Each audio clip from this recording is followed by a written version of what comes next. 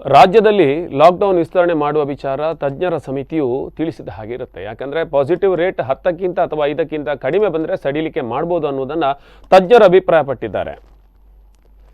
ಆದರೆ ಕೆಲವು ಕಡೆಗಳಲ್ಲಿ ಪಾಸಿಟಿವ್ ರೇಟ್ ಜಾಸ್ತಿ ಇದೆ. ನಮ್ಮ ಗುರಿ ಇರುವುದು ಪಾಸಿಟಿವ್ ರೇಟ್ ಕಡಿಮೆ ಮಾಡಬೇಕು.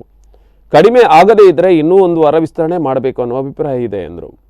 ಮುಖ್ಯಮಂತ್ರಿಗಳಿಗೆ ಆದಷ್ಟು ಬೇಗ ಲಾಕ್ಡೌನ್ ತೆರವು ಮಾಡಬೇಕು ಅಂತ ಇದೆ. ಆದರೆ ಕೊರೋನಾ ಕಡಿಮೆ ಆಗದೇ ಇದು ಸಾಧ್ಯ ಇಲ್ಲ ಅಂತ ಸಚಿವ ಕೋಟ ಶ್ರೀನಿವಾಸ ಪೂಜಾರಿ ಹೇಳಿದ್ದಾರೆ. ಮತ್ತು ಕಡಿಮೆ ಆಗದಿದ್ದರೆ ಮತ್ತೆ ಜಾಸ್ತಿ ಉಲ್ಬಣ ಆಗ್ತಾನೆ ಅನ್ನುವಂಥ ಅಪಾಯಗಳು ಕೂಡ ಇದೆ. ಇದನ್ನೆಲ್ಲ ಗಮನ ಇಟ್ಟುಕೊಂಡು ಜನಹಿತಕ್ಕೆ ಅನುಕೂಲವಾಗುವಂಥ ಮತ್ತು ಈ ಕೊರೋನಾವನ್ನು ನಿಯಂತ್ರಣ ಮಾಡಲಿಕ್ಕೆ ಬೇಕಾದಂಥ ಮಾರ್ಗಸೂಚಿಯನ್ನು ಇವತ್ತು ಮೀಟಿಂಗಲ್ಲಿ ಮಾಡ್ತಾರೆ. ಮಾನ್ಯ ಮುಖ್ಯಮಂತ್ರಿಗಳು ಆರೋಗ್ಯ ಇಲಾಖೆಗೆ ಸಂಬಂಧಪಟ್ಟಂಥ ತಜ್ಞರ ಸಮಿತಿಯವರು ಕೊಟ್ಟ ವರದಿಯ ಪ್ರಕಾರ ಪಾಸಿಟಿವ್ ರೇಟ್ಗಳ ಸಂಖ್ಯೆ 10ಕ್ಕಿಂತ ಕಡಿಮೆ ಬಂದರೆ ಅಥವಾ 5ಕ್ಕಿಂತ ಕಡಿಮೆ ಬಂದರೆ ಈ ಲಾಕ್ಡೌನನ್ನು ಸಡಿಲ ಮಾಡ್ಬೋದು ಅಂತ ಹೇಳಿದ್ದಾರೆ. ಕೆಲವು ಕಡೆಯಲ್ಲಿ ಅದು ಜಾಸ್ತಿ ಇದೆ. ಅದಕ್ಕೋಸ್ಕರ ನಮ್ಮ ಗುರಿ ಇರೋದು 7ನೇ ತಾರೀಕಿನೊಳಗೆ ಸಾಧ್ಯ ಆದಷ್ಟು ಕಡಿಮೆ ಬರಬೇಕು ಅಂತೇಳಿ.